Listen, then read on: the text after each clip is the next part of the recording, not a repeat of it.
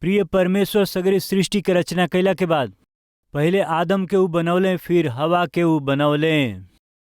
उन्हें लोग के जरूरत के परमेश्वर बहुत ही समृद्धि के साथ में अदन के वाटिका में रखले।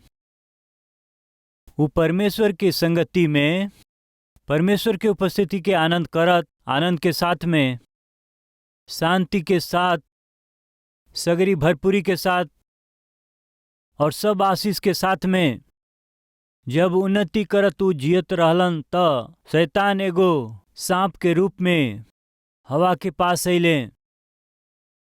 ये अद्भुत परिवार के परमेश्वर से दूर करे खातिर के एगो नमूना के रूप में ही परिवार है। ये परिवार के ऊ नाश करे खातिर के शैतान साजिश रखलस। वो साजिश में जौना हथियार के उपयोग कैलस ऊ का हुए जानत हैं। सबसे पहले सुंदरता के उपयोग कैलस, और दूसरा संदेह के उपयोग कैलस, और तीसरा असंतुष्टि के उपयोग कैलस, और चौथा झूठ के उपयोग कैलस। प्रिय, सबसे पहले शैतान हवा के धोखा देवे खातिर केकरा के इस्तेमाल कैलस? सांप के उपयोग कैलस।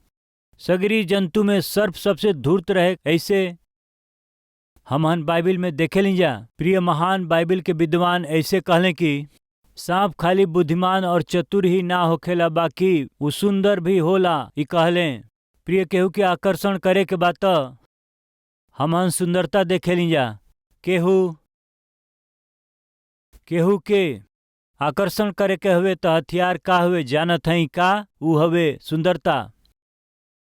दूसरा स्वरूप, तीसरा धन संपत्ति, चौथा अधिकार, पांचवा आत्मिकता। शैतान आत्मिकता के जरिए हमनी के धोखा दे सकेला, अधिकार के जरिए धोखा दे सकेला, वो खूबसूरती के द्वारा धोखा दे सकेला, धन संपत्ति के द्वारा धोखा दे सकेला। इस शैतान के तरीका हवे। यही से शैतान हवा के धोखा देवे खातिर सुंदरता के उपयोग कैलस। वो फल देखे में बहुत मनभाऊ रहे, ऐसे हम देखे लीजा। वो फल बहुत सुंदर रहल। वो फल के पीछे जवन कुछ छिपल है ओके हवा ना समझली, आदम भी ना समझले। वो फल तो सुंदर दिखाई दिहल, बाकी ओकरा पीछे का छिपल रहे? सुंदरता। वो फल के जहिया खइबा जा तो हम लोग निश्चय मर जेबा जा। परमेश्वर ऐसन कहले रहले। वो फल में मौत रहल। प्रिय भाई और बहन लोग, जवन आज रउआ के आकर्षित दिखाई देला ऊ का ह? जवन रउआ के सुंदर दिखाई देवेला, जवन रउरी आत्मिकता के बिगाड़ देवेला, जवन रउआ के अपवित्र बना देवेला, ओकरा के रउआ ध्यान से जांची त रउआ के ऊ आकर्षित दिखाई दे सकेला, आनंद देवे वाला हो सकेला। बाकी रउआ के नाश करे खातिर शैतान इस्तेमाल करता है। सच्चाई के रउआ जान जाई तो बहुत अच्छा होखी। पहले सुंदरता के उपयोग कैलस, ओकरा बाद संदेह के। का ई सच बाटे कि परमेश्वर कोनो फल के खाए खातिर मना कैले हमें? ऐसे परमेश्वर पर शक करें ऐसन कैलस। यदि ये फल के खाए के तो मर जाए के। जब वो लोग शैतान के बतौले त शैतान का कहलस जानत हैं? तो हम लोग बिल्कुल ही ना मर बजा। परमेश्वर तो हम लोग से झूठ कहले बाणे। कितना बुरा बात बा प्रिय। उ संदेह पैदा कैलस। केकरा प्रति संदेह रहे? आदम और हवा के जवना के परमेश्वर सृष्टि कैले, वो परमेश्वर पर ही उ संदेह करौलस। कितना दुष्ट बा उ। तीसरा असंतुष्टि। कोनो फल के खाए के मना कैले का? केकरा ऊपर हमला करत हवे देखी जा। यहाँ परमेश्वर जवना फल के खाए के मना कैलन वही फल के लिए आवता। वहाँ रोमा ध्यान से देखी, मनुष्य शुरू से वैसने है। बच्चन के कोनो बात खातिर मना करी उहे करियन सा। उतने काहे प्रिय, मान ली अपना मोहल्ला से रोमा जात हई। एगो घर में ऊंचा लंबा दीवार बा। वो दीवार में एगो होल बाटे, ओकरा ऊपर लिखल बा अंदर कृपया मत देखी जा। तो रोमा का करब बताई? का करब जा? वो रास्ता में रोमा जात समय में का दिखाई देत हवे वो होल में से रउआ के कुछ दिखाई देव या ना दिखाई देव? वो रास्ता से जा समय रउआ हाँ कम से कम ऐसे देखब जरूर। काहे देखल मना बा, लेकिन हमनी का स्वभाव का बा? मत कर कहला से ओके करे के बाही। ये मनुष्य के स्वभाव ह। प्रिय अदन के वाटिका में परमेश्वर बहुत से फल के उनके दिहले, ओकरा और शैतान उनकरा मन के ना लेके गईल। जेके मना रहे वही की ओर शैतान उनके ले गई। ये शैतान के युक्ति है। यही से प्रिय भाई और बहन लोग, रउरी जीवन में असंतुष्टि काहे होला जानत है का? आज बहुत से बहन लोग घर में रोवत रहेली, ई होई तो कितना अच्छा होइत, ऊ होई तो कितना अच्छा होइत, खुद के घर होई तो कितना अच्छा होइत, कार होई तो कितना अच्छा होइत, बहुत से सोना के आभूषण होई तो कितना अच्छा होइत। काहे प्रिय? घर में बहुत से फर्नीचर होई तो कितना अच्छा होइत, बैंक में पैसा भइला से कितना अच्छा होइत, 10 एकड़ जमीन होई तो कितना अच्छा होइत, और भी कितना अच्छा होइत, कितना अच्छा होइत, कितना अच्छा होइत। ये लोग कितना अच्छा होइत कह के कितनो रोवंस जा, इन्ह लोग के कबो ना मिल सकेला। काहे जानत है? जवन बाटे उनकरा पास उ नइखन जान पावत। आज शैतान के युक्ति इहे बाटे कि रउरी पास जवन आशीष बा ओकरा के उ देखे नइखे देत। रउरी जीवन के आशीष के उ अनुभव करे ना दे सकेला। यही से रउरी जीवन में असंतुष्टि बा। बहुत पहले बतौले रहनी, फिर बताओ थई। एगो व्यक्ति परमेश्वर के भवन में जाके प्रार्थना करते रहले, प्रभु हमरा के लेदर के चप्पल चाही, लेदर के चप्पल चाही, लेदर के चप्पल चाही। रउआ का करब ये हम नहीं जानत, बाकी हमके लेदर के चप्पल चाही ही चाही। और कब देबा कि नहीं, हमके यही समय चाही। चप्पल के बिना हम परेशान बानी। गर्मी में हम चल नहीं पावत, हमार पैर जलता। ऐसे वो लगातार प्रार्थना करते हुए प्रार्थना करते हुए प्रार्थना करते हुए वही समय एगो व्यक्ति आके परमेश्वर के भवन में प्रार्थना करत रहले, हे प्रभु रउआ हमके सुंदर आंख दिली, राउर धन्यवाद हो। रउआ हमके अच्छा मुंह दिली, राउर धन्यवाद हो। रउआ अच्छा श्वास दिले ही प्रभु, राउर धन्यवाद हो। रउरी वचन के अच्छा से सुन सकी, अच्छा कान दिली, राउर धन्यवाद। हम धन्यवाद के साथ ताली बजा सकी, हमरा के सुंदर हाथ दिले बनी, धन्यवाद प्रभु। ऐसे कहत रहले तो इधर प्रार्थना करे वाला बड़ा गुस्सा हो गई। काहे खातिर? वो जब से आयल बा एक ही प्रार्थना करता, चप्पल नहीं खे, चप्पल नहीं खे, चप्पल नहीं खे। कब देव हमके चप्पल? साधारण चप्पल ना, महंगा चप्पल चाही। कहियो देवी नहीं, यही हफ्ता में चाही। प्रभु जी सुनत हई का? चप्पल नहीं के प्रभु हमरा पास। यह गावत हमें, यह प्रार्थना करते रहले। बाकी बाजू वाला, प्रभु राउर धन्यवाद, राउर स्तुति हम कर सकी। रउआ हमके जुबान दिली, धन्यवाद। हमरा हृदय में रउआ प्रेम के दिली, राउर धन्यवाद। पवित्र जीवन के दिली, राउर धन्यवाद। हमरा सगरी पाप के क्षमा कली, धन्यवाद। स्वर्ग में हमके रउआ स्थान दिली, राउर धन्यवाद। धन्यवाद पिता। ई का कहत हमें? चप्पल नहीं के, चप्पल खातिर प्रार्थना करते हमें। प्रिय भाई और बहन लोग, असंतुष्टि रउरी घर में शैतान के जरिए रखल एगो ऊ श्राप हवे। ऊ नहीं खे, ऊ नहीं खे, ई नहीं खे, ई नहीं खे, ऐसे मत रोई। ऐसे यदि रोवत हई तो शैतान रउरी घर में एगो श्राप के रख देले बाटे। असंतुष्टि से बढ़ के कोनो दूसर श्राप ना हुए, ई मत भूली। ये श्राप से का होखेला जानत हई? जौन रउरी पास नहीं के ओकरा खातिर रो, बाकी जौन रउरी पास में बाटे ओकरा के आनंद ना ले। एगो व्यक्ति ई कह के प्रभु राउर धन्यवाद, प्रभु राउर धन्यवाद, प्रभु के महिमा करते रहले। दूसर जे हमरा पास चप्पल नहीं खे, चप्पल नहीं खे, नाराज होके आंख खोलने के हवे ई आदमी स्तुति स्तुति करत हमें। ई देखला से उ बेचारा बाजू में प्रेयर करे वाला का दोनों पैर ना रहे प्रिय, बेचारा विकलांग रहे, दोनों पैर ना रहल। उ का कहत रहले? प्रभु रउआ हमके हाथ दिहली ना ताली बजावे खातिर, प्रभु आंख दिहली ना वचन पढ़े खातिर, कान दिहली ना वचन सुने खातिर, जुबान दिहली ना राउर स्तुति करे खातिर, और प्रेम के बतावे खातिर के। प्रिय बाजू में बिना पैर के व्यक्ति स्तुति करत रहले। ओकरा के देख के वो आदमी अब उ चप्पल के विषय ना कहत हमें, का कहत हमें? प्रभु चप्पल नहीं खे तो कोनो बात नहीं खे, प्रभु रउआ हमके पैर देले बनी, प्रभु राउर धन्यवाद, राउर स्तुति हो। प्रियो अभी रउआ सब लोग स्तुति कैल ह, काहे बताई? काहे कहली जे बताई। प्रभु प्रार्थना के जवाब दिहले, उनके लेदर चप्पल दिहले। का हो गई प्रिय, रउआ काहे प्रभु के स्तुति कैली। उ मंगलन जवन मिलल का ना मिलल। जैसे ही उ उनकरा जीवन में कौन कौन आशीष बा ओकरा के जब पहचान ले त ओकरा से उ आनंदित भइले। ओकरा जरिए उ परमेश्वर के स्तुति कैलन और परमेश्वर के महिमा के कैलन। कृपया रउआ से जे अच्छा स्थिति में बाटे रउआ ध्यान मत दें। रउआ बाइक में जात हैं का, कार में जाए वाला व्यक्ति के ऊपर रउआ ध्यान मत दें। कहाँ दें? साइकिल पर जाए वाला की ओर। रउआ साइकिल पर जात हैं का तो रउआ बाइक वाला के की ओर मत देखी। फिर कहाँ देखी? जे पैदल जाता उनके देखी। रउआ चप्पल पहन के जाते हैं का, जूता पहन के जाए वाला व्यक्ति की ओर और ध्यान ना होखे के चाही। जे बिना चप्पल के धूप भइला पर भी पैर जरता ओकरी ओर होखे।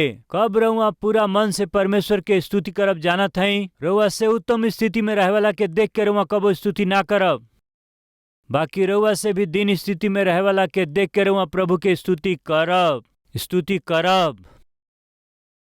यही से प्रिय भाई और बहन लोग, वही दिन शैतान का कैलस जानत हैं का। परमेश्वर के दिहल गई सगरी भरपूरी के अनदेखा करके एगो फल के दिखा के कहलस, देखा एके तो के ना दिहलन, देखला एके तो के खाए ना दिहलन, देखला जा का दिखौलस। मना कैल गई फल के दिखा के का कैलस, आदम और हवा के वो परमेश्वर से दूर कर दिहलस। प्रिय पहला सुंदरता के दिखौलस, संदेह के मन में डाललस, असंतुष्टि के उत्पन्न कैलस और अंत में आके झूठ बोललस। वो फल के खइबे तो मर जेबे जा परमेश्वर कहले। हाँ मर जाए के परमेश्वर कहले तो हम लोग बिल्कुल मरबे जा नहीं। झूठ। फिर से हम कहत हई, आज रउआ इस तरह से झूठ बोल के वचन प्रचार करे वाला सेवक बहुत हमें। एक समय अमेरिका देश पूरा विश्व में सेवक लोग के भेजले ऐसन देश रहल, बाकी आज उहे अमेरिका देश सुसमाचार खातिर सेवकन के ना भेज पावेला देश के रूप में बा। सुसमाचार के ना ग्रहण करे वाला भयानक देश के रूप में आज ना सुखत हवे। कारण जानत हई, उ वचन पर ही संदेह करे शुरू कर दिहलन जा, झूठ पर विश्वास करे शुरू कर दिहले। का हवे झूठ? बहुत लोगन के सोच का बाटे नरक नाम के कोनो जगह नइखे। प्रिय ई झूठ नरक बाटे, ऐसे बाइबल बतावेले। प्रिय प्रभु यीशु मसीह लगभग 54 बार नरक के विषय में बतौले और 26 बार स्वर्ग के विषय में वो बतौले। हम पूछत हई नरक बाटे कि नइखे। यदि सचमुच में ना होई तो यीशु जी 54 बार काहे कहतन नरक बाटे कहे के निश्चय बा। उ कैसन होई? बाइबल कहले वहां के आग ना बुझी और कीड़ा ना मरी, और उतने ना ही वहां रोवल और दांत के पिसल होई। मान ले कि एगो व्यक्ति हॉस्पिटल जात हवे तो उनकरा अंदर एगो आशा रहेला कि 1 या 2 सप्ताह के बाद में वो बाहर आ जाई हैं। एगो व्यक्ति कोनो गुनाह के करके जेल में गईले समझी 6 महीना 1 साल या 7 साल के बाद बाहर आ जाए ऐसा आशा रखेलन।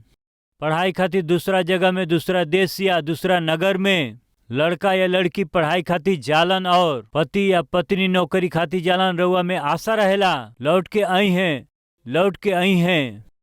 प्रिय भाई बहन ध्यान से सुनी, एगो आदमी नरक में जइहन त बाहर आवे के चांस नहीं खे। एगो व्यक्ति नरक में पैर रख दिहन त बाहर आवे के मौका नहीं खे। नरक के एक ही द्वार बा, प्रवेश द्वार, बाहर के रास्ता नहीं खे। वो नरक में का होई? आग बुझी नहीं, कीड़ा मरी नहीं, वहां रोवल और दांत के पिसल होई। प्रिय नरक के बारे में जब हम सोचली बहुत डरा गईली। काहे जानत हई? एगो जलत कंडील के ऊपर रउआ अपन अंगुली रख सकीला। 1 मिनट खातिर अपना अंगुली के रउआ जरत कैंडल पर ना रख पौली त युग युग तर नरक के कुंड में और वो आग में बताई कैसे रह सकीला? बताई जा।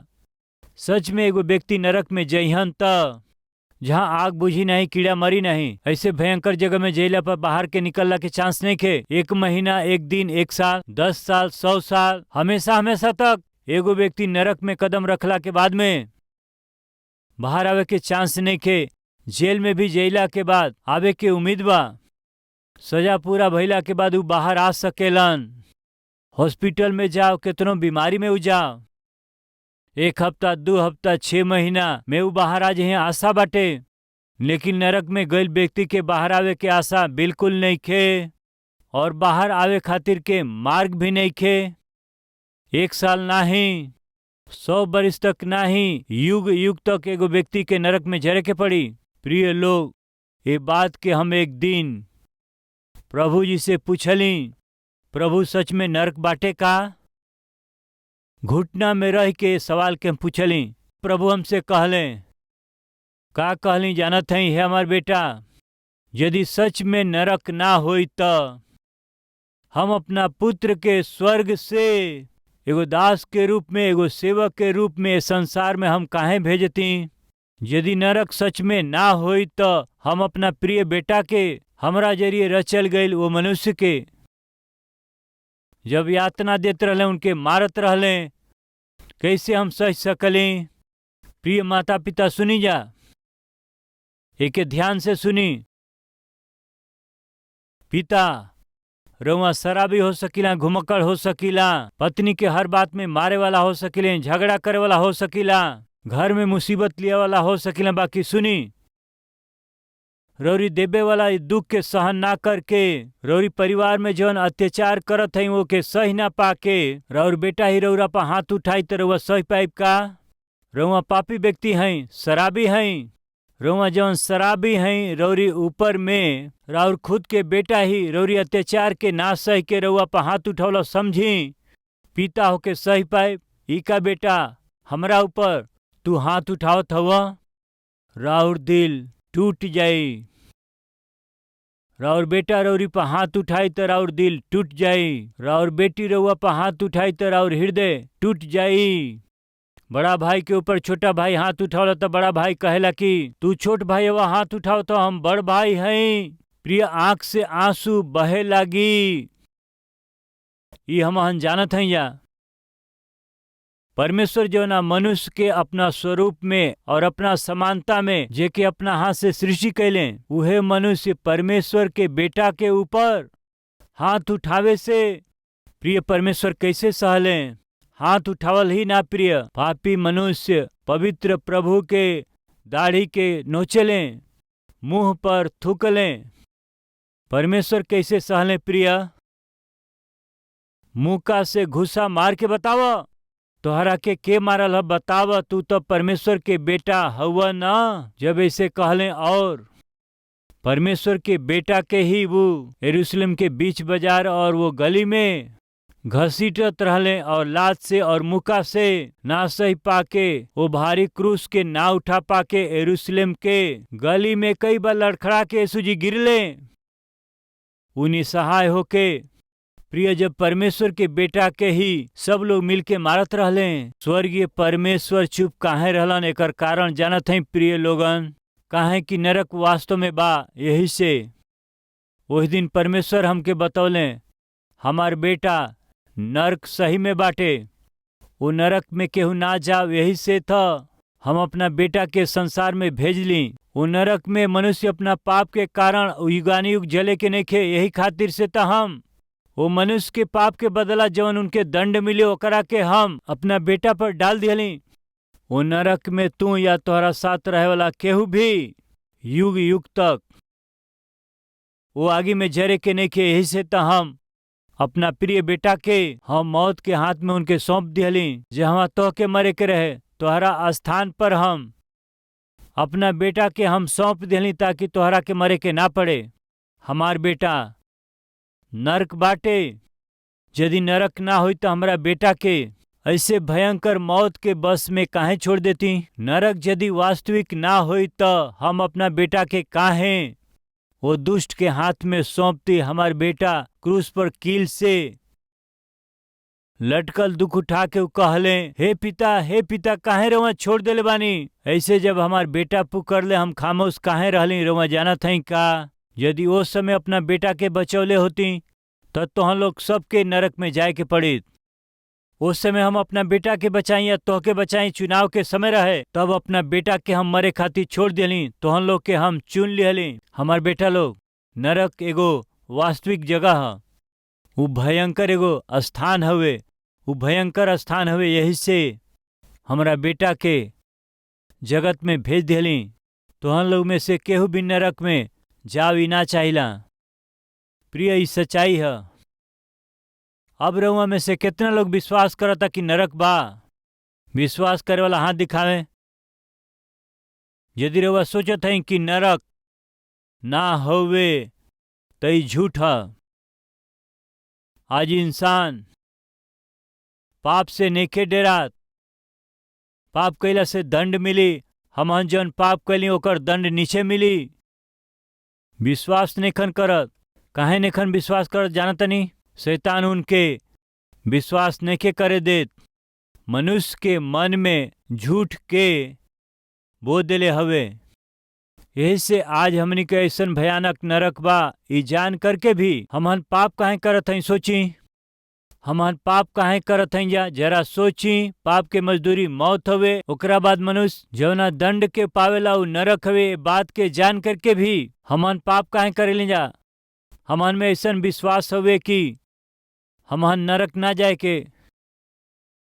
शायद नरक नहीं खे, शायद परमेश्वर दंड ना दी हैं, हमन के क्षमा कर दी हैं, शायद वो हमनी के छोड़ दी हैं।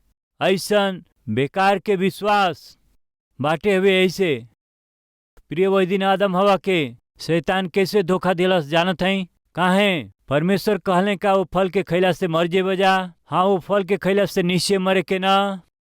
तो शैतान कहलस ई झूठ हवे, ई झूठ है, तोहन लोग बिल्कुल ना मर बजा। ऐसे झूठ बोल के परमेश्वर के बात के और परमेश्वर के वो वचन के लोग विश्वास ना करे। शैतान का यह काम है। लेकिन हमरा जैसे सेवक और हमनी के बीच जीवन सेवक हमन, ये सगरी सेवक लोग के बोझ और जिम्मेदारी का हुए जानत हई? जे का वचन जैसे बाटे वैसे ही प्रचार कईल। अविश्वासी के बीच में, गैर विश्वासी के बीच में अद्भुत परमेश्वर के उत्तम वचन के प्रचार कईल ही परमेश्वर के जरिए दिहल गईल एगो महान सौभाग्य है। आइए प्रार्थना करी।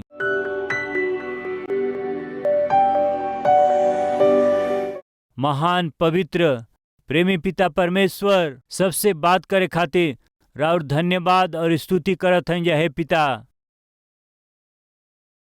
पता नहीं शुरुआत से मनुष्य रौरी बात के माने और विश्वास करे खातिर, शैतान के बात सुने खातिर, ओकरा बात के माने खातिर पहला स्थान दिहले।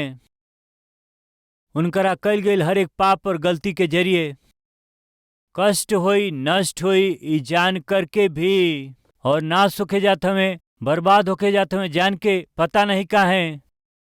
शैतान के बात सुन के पिता, हमनी में बहुत से लोग शांति के खो देले हमें, आनंद के खो देले हमें, आत्मिकता के भी पिता खो देले हमें।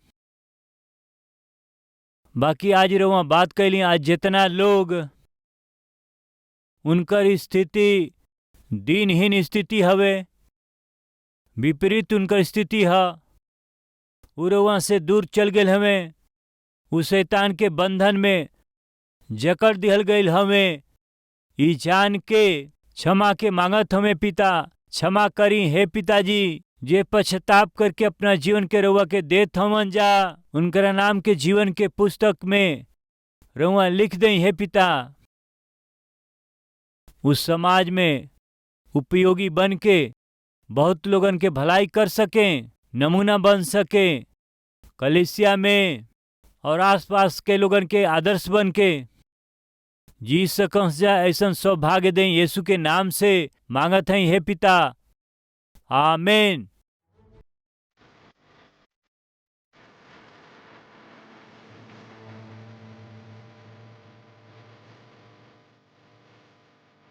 Dr. Satish Kumar started his ministry as a street preacher at the age of 18. Today, God uses him to preach at some of the world's largest stadiums like the Seoul Olympic Stadium, South Korea,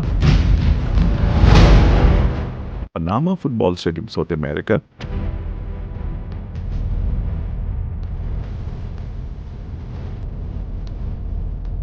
Gachibowli Stadium, India, and many more stadiums.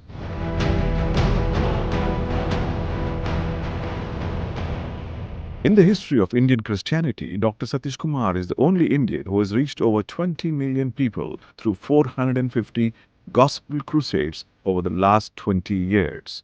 You are now watching a few glimpses of these amazing crusades that draw millions of people to the word and love of Christ.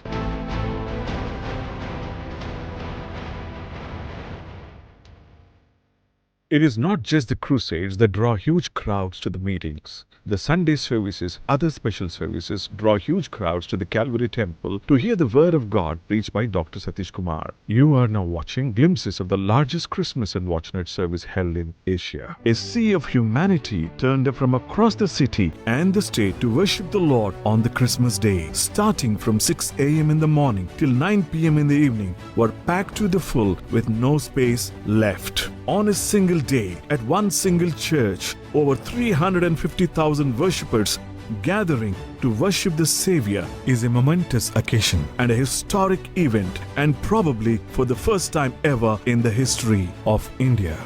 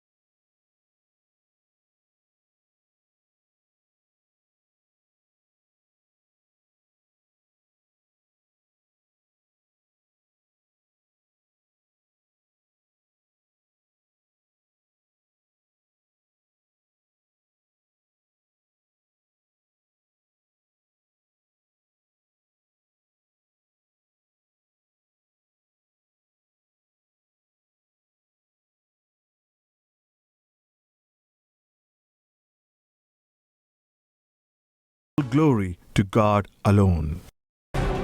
Apart from the crusade ministry, Dr. Satish Kumar has extensively used the television to reach the people of various languages and regions across India. This television ministry has further expanded to the neighboring countries like Bangladesh, Pakistan, Burma, Nepal, Sri Lanka, today with over 650 programs. प्रभु में अति प्रिय आप सबको शलोम। अच्छे हैं? प्रभु के महान अनुग्रह से केवल एक कार्यक्रम के साथ प्रारंभ किया गया ये कलवरी आवाज आज लगभग 650 सैटेलाइट टेलीविजन कार्यक्रम के रूप में परमेश्वर आशीष दिया है। कारण जानते हैं? जो लोग इन कार्यक्रमों को देखते हैं वे आशीष पाकर इस कार्यक्रम के लिए कुछ न कुछ सहायता भेज रहे हैं। इसलिए एक कार्यक्रम से प्रारंभ किया गया, एक भाषा में प्रारंभ किया गया। कलवरी आवाज आज भारत देश के हर एक राष्ट्र में उनकी बोली जाने वाली भाषा में सुसमाचार को पहुंचा पा रहे हैं। और उतना ही नहीं, लगभग 650 टेलीविजन कार्यक्रमों के द्वारा केवल हमारे ही देश में नहीं, बांग्लादेश में, नेपाल में और पाकिस्तान, अफगानिस्तान, गल्फ कंट्रीज में और श्रीलंका में भी उनकी भाषा में ही प्रभु यीशु मसीह के सुसमाचार को पहुंचा रहे हैं। हर एक जन को उद्धार पाना है तो हर एक जन तक सुसमाचार पहुंचना है। इसीलिए हर एक जन उद्धार पा सकें, यीशु मसीह के सुसमाचार को जगत में फैला सकें, आपकी सहायता चाहिए। आज ये कार्यक्रम आप तक पहुंच सका है और इस कार्यक्रम को आप सुन पा रहे हैं तो किसी ने त्याग के साथ सहायता किया है, इसलिए ये कार्यक्रम आप तक पहुंचा है। किसी की सहायता के द्वारा आप जीवित परमेश्वर के वचन को सुन पा रहे हैं ना। आप भी सहायता करेंगे तो लाखों लोग उद्धारकर्ता को जान पाएंगे। इसीलिए प्रभु यदि आपको प्रेरित करते हैं तो कलवरी आवाज की सहायता करें, इस कार्यक्रम की सहायता करें, लाखों लोगों तक सुसमाचार को पहुंचाएं। पूरे मन से चाहते हुए निश्चय इस सेवकाई के लिए प्रार्थना करेंगे, प्रोत्साहित करेंगे, सहायता करेंगे। आशा के साथ विदा चाहते हुए आपका सतीश कुमार। हमार पता बा Calvary, post box number 30, Kukatpally, Hyderabad 72।